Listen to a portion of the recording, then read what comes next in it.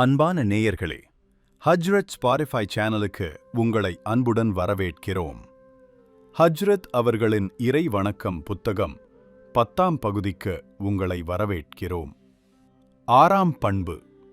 எங்கள் நாயனே, உன்னை எப்படி பாராட்ட வேண்டுமோ அப்படி எங்களால் பாராட்ட முடியவில்லை. உன்னை எப்படி நாங்கள் வணங்க வேண்டுமோ அப்படி உன்னை எங்களால் வணங்க முடியவில்லை என்று இறைவனிடம் கேட்கப்படும் பிரார்த்தனை ஒன்று உண்டு என்பதை நீங்கள் தெரிந்திருக்கலாம். இறைவனே, உன்னை பற்றி நாங்கள் முழுமையாக தெரிந்து கொள்ளவில்லை. உன்னை எங்களால் முழுமையாக அறிந்து கொள்ள முடியாது என்பதை மட்டும் நாங்கள் தெளிவாக தெரிந்திருக்கிறோம். இந்த அறிவு விளக்கத்துக்கு அப்பாற்பட்ட உன் நிலையையும் விளங்கிக் கொள்ள முடியாத எங்கள் பலவீனத்தையும் எடுத்துக் காட்டுகிறது என்பது ஞானி சுஃப்யான் ஸலரி கூறியது. ஒருநாள் பெருமானார் தெருவழியே சென்று கொணடிருந்தார்கள். 4-5 பேர் சேர்ந்து உட்கார்ந்து எதை பற்றியோ சிந்தனை செய்து கொண்டிருப்பதைக் கண்டார்கள். என்ன செய்து கொண்டிருக்கிறீர்கள்? சிந்தனை செய்து கொண்டிருக்கிறோம். இறைவனைப் பற்றி தெரிந்து கொள்ளும் எண்ணத்தில் ஆழ்ந்த சிந்தனையில் ஈடுபட்டிருக்கிறோம். பெருமானார் சிரித்தார்கள். கடல் தண்ணீர் முழுவதையும் கைகளால் அள்ளி இறைத்து காலி செய்யப் போகிறேன் என்று 6 வயது நிரம்பிய சிறுவன் ஒருவன் கப்பலோட்டியானன் தன் தந்தையிடம் கூறினால், அந்த கூற்றைக் கேட்டு அவன் எப்படிச் சிரிப்பானோ அப்படிப்பட்ட சிரிப்பு அது. சிந்தனை செய்து இறைவனை பற்றி தெரிந்து கொள்ளப் போகிறீர்களா? சிந்தனையின் மெருவைக்கு அப்பாற்பட்ட ஒருவனை சிந்தனையினால் எப்படி தெரிந்து கொள்ள முடியும் என்று பெருமானார் கேட்டார்கள். எந்தவிதமான அளவுகோலுக்கும் அவன் ஈர்ப்பட்டவன். இறைவனைப் பற்றி தெரிந்து கொள்ளும் விருப்பம் இருந்தால் அதற்கு நீங்கள் கையாள்வது சரியான வழியல்ல. இதனால் தெளிவை விட குழப்பமே அதிகமாகத் தோன்றும். சிந்தனை செய்து கொண்டிருந்தவர்களின் முகங்களில் தோன்றிய மாறுதலை கவனித்த பெருமானார் தொடர்ந்தார்கள். உங்களை நீங்களே உற்றுப் பாருங்கள். உங்களைச் சுற்றி வாழ்கிற மனிதர்களையும் மற்ற படைப்புகளையும் கூர்ந்து கவனித்துப் பாருங்கள். படைக்கப்பட்டவர்களையும் படைக்கப்பட்டவற்றையும் ஆராய்ந்து பார்ப்பதன் மூலம் படைத்தவனைப் பற்றி ஓரளவு சிறிதளவு தெரிந்து கொள்ள முடியும். இறைவனை பற்றி தெரிந்து கொள்வதற்கு இதைவிடச் சிறந்த வழி வேறு எதுவும் கிடையாது.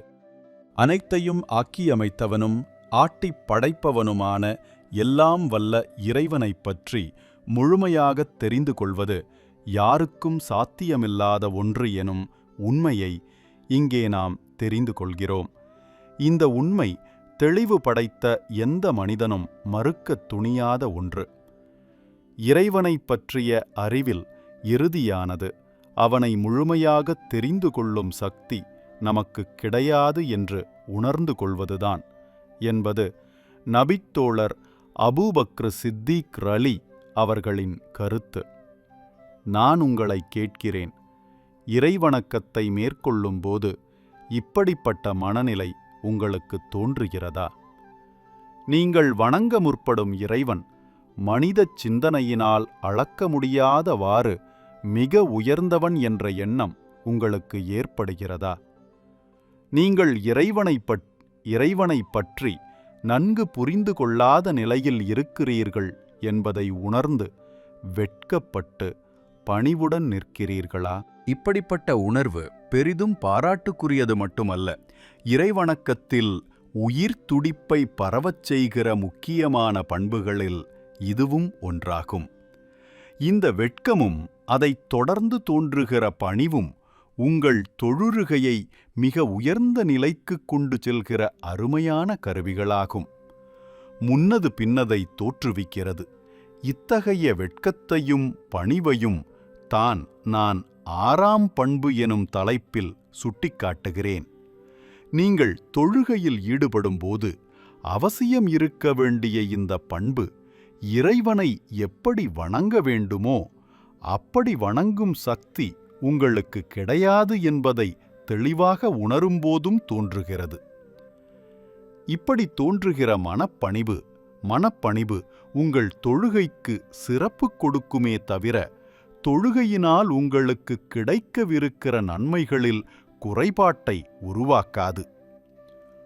ஒரு மனிதன் இறைவனை வணங்குகிறான் என்றால் அவன் இறைவனின் உயர்வையும் தன்னுடைய தாழ்வையும் உணர்ந்து வெட்கப்பட்டு பணிந்து நிற்கிறான் என்பதே பொருள்.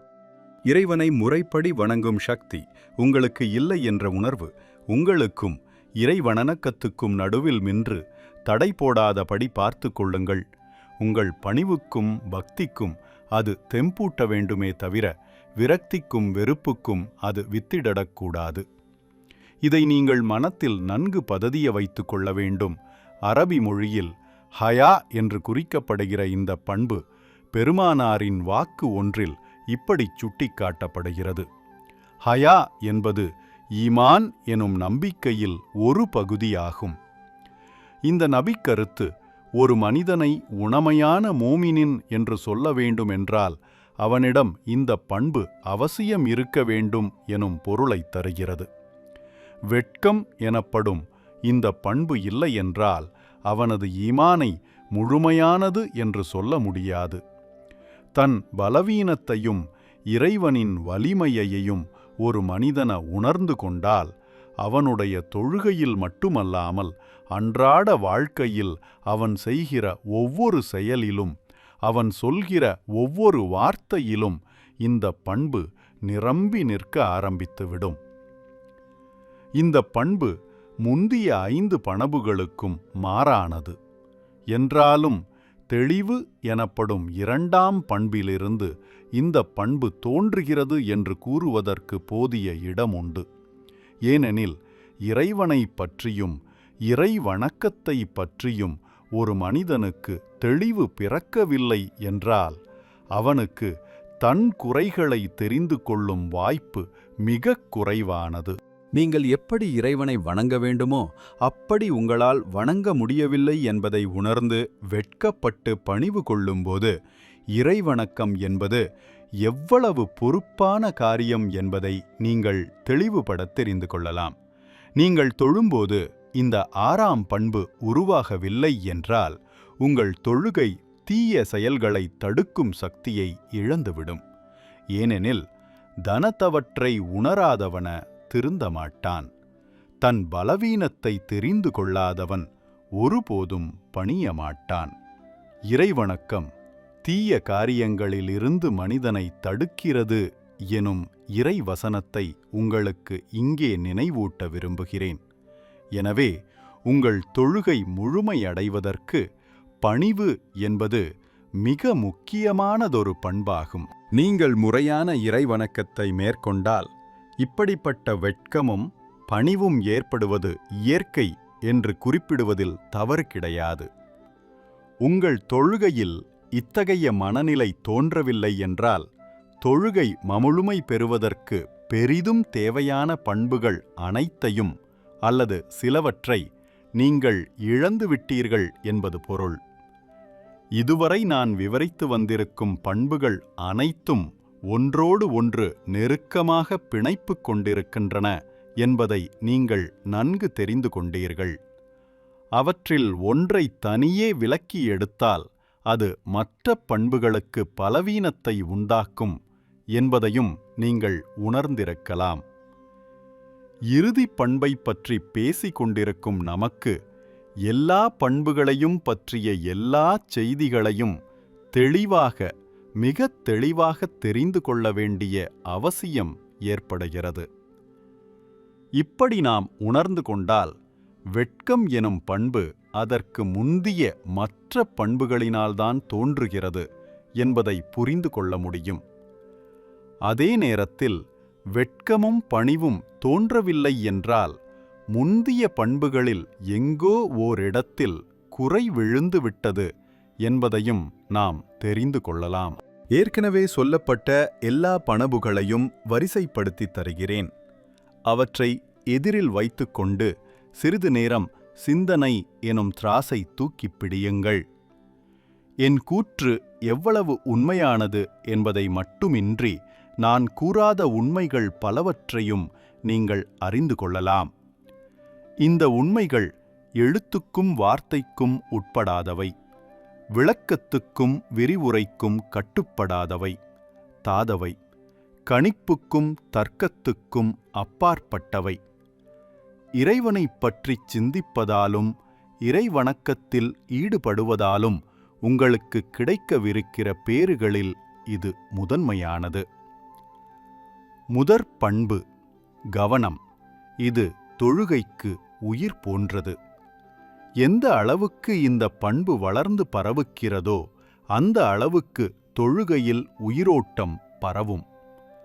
தொழுகையின் துவக்கத்தில் மட்டும் கவனம் இருந்தால் போதுமானது என்று சட்டம் கூறினாலும் தொழுகை முழுவதும் கவனத்தை பரப்புவதற்கு முயற்சி செய்யுங்கள். இது சட்டத்துக்கு முரணானதல்ல.